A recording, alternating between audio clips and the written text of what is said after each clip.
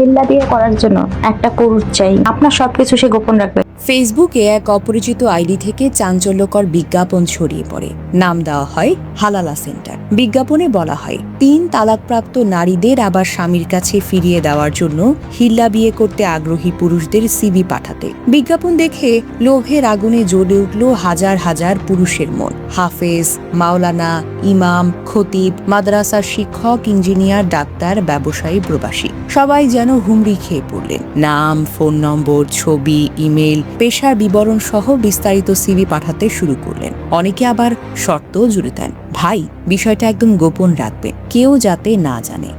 ভাবখানা এমন, আমি তো শুধু একটু ধর্মীয় সেবাই করতে চাই, কেউ যাতে টের না পায়। কিন্তু কয়েকদিন অপেক্ষার পর সানজিদা আক্তার নামের ভুয়া ফেসবুক আইডি থেকে বোমা ফাটানো হলো। এক পোস্টে 80 জনের পুরো সিভির স্ক্রিনশট পাবলিক করে দেওয়া হয়েছে।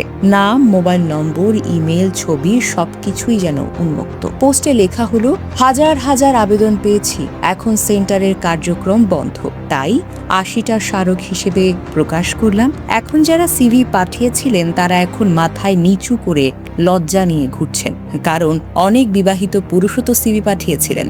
ফোনে অশ্লীল গালাগালি, মেসেজের বন্যা, পরিচিত অপরিচিত সবাই জিজ্ঞেস করছে। কেউ তো ফোন বন্ধ করেও বসে আছেন, কেউ আবার সিমটা অফ করে রেখেছেন।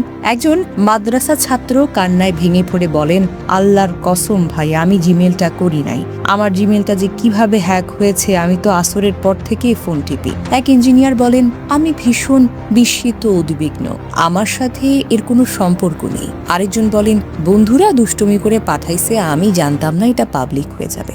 অনলাইনে কিন্তু কমেন্টেরও ঝড় উঠেছে। কেউ লিখেছেন, নিখুঁত কট, বাংলার ইতিহাসে এই তো প্রথম। আবার কেউ বলেছেন, সবাই সুবিধাবাদী, বিবাহিত মানুষও মুহাল্লিল হতে যায়, তথা গোপনে বিয়ে করে মজা নিয়ে তালাক দিতে চায়। হিল্লা বিয়ে নিয়ে ইসলামী শরিয়ার সঠিক নিয়ম হলো, স্বামী যদি স্ত্রীকে 3 বার তালাক দিয়ে দেন, তাহলে সেই স্ত্রী তার স্বামীর জন্য চিরতরে হারাম হয়ে যান। তবে স্ত্রীকে আবার বিয়ে করতে হলে তালাকপ্রাপ্তা নারীকে অন্য একজন পুরুষের সাথে সত্যিকারের স্বাভাবিক বিয়ে করতে হবে। তবে সেই বিয়ে হবে কোনো চুক্তি পাতানো বা শর্ত সাপেক্ষে নয়। 2 দিন থাকবে, শারীরিক সম্পর্ক হবে না, এমন কোনো কথা বা শর্ত থাকা যাবে না। পরে দ্বিতীয় স্বামী যদি স্বাভাবিকভাবে তালাক দেন বা মারা যান, তাহলে ইদ্যত শেষ করে প্রথম স্বামীর সাথে আবার বিয়ে করা হবে। এটাই কুরআনের নির্দেশ। সূরা বাকারা আয়াত 230। আচ্ছা, সমাজে প্রচলিত এই হিল্লা বিয়ে আসলে কি? টাকা দিয়ে একজন পুরুষকে ভাড়া করে কয়েকদিনের জন্য বিয়ে করানো হয়, সহবাস করিয়ে তালাক দিয়ে দেওয়া হয়, যাতে নারী আগের স্বামীর জন্য হালাল হয়ে যায়। ইসলামে এমন বিয়ে সম্পূর্ণভাবেই হারাম। রাসূলুল্লাহ সাল্লাল্লাহু আলাইহি ওয়াসাল্লাম এমন হিল্লাকারী এবং যার জন্য হিল্লা করানো হয় উভয়ের উপর লাহনাত করেছেন। হাদিসে একে ভাড়াটে পাঠাও বলা হয়। যারা ধর্মের নামে লোভে পড়ে সিভি পাঠালেন, তারা নিজেরাই আজ পাবলিক হিল্লা হয়ে গেছেন। এক ক্লিকে জীবনের সমস্ত সম্মান ধুলোয় মিশে গেল। মনে রাখবেন, ফেসবুকে অপরিচিত আইডির ধর্মীয় সেন্টার বা সুযোগ দেখলে সন্দেহ করুন। নিজের ব্যক্তিগত তথ্য কখনো কোনোদিন অপরিচিতদের কাছে পাঠাবেন না। লোভে পড়লে পরে লজ্জায় পথে পথে আপনাকে ঘুরতে হবে। সত্যিকারের ধর্মীয় সমস্যায় বিশ্বস্ত আলেমের সঙ্গে পরামর্শ করুন, ফেসবুকের বিজ্ঞাপনে নয়।